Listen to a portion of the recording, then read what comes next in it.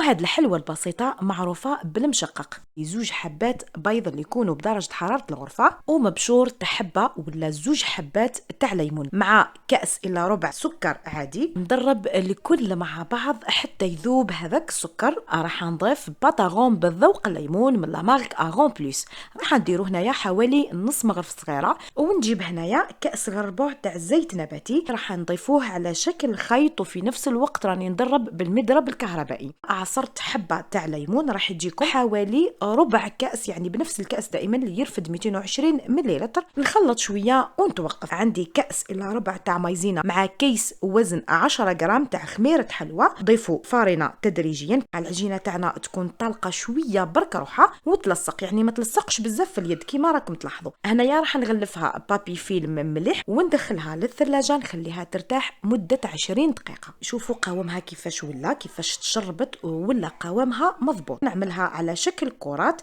اللي عندها الميزان من الأحسن أنها توزنها ديرها 30 ولا 29 غرام، واللي ما عندهاش ميزان تعمل عينها ميزانها. نشكل هذيك الكرة تاعي جيدا. من بعد راح نرمدها في السكر الناعم اللي يكون مغربل، نرفدها مباشرة. راح نحطها في الصينية، ندخلها للفرن اللي يكون مسخن مسبقا على 150 درجة. هنايا في الفرن دات معايا واحد 17 حتى 20 دقيقة. ما تنسوش تجربوها وتستمتعوا بذوق الليمون.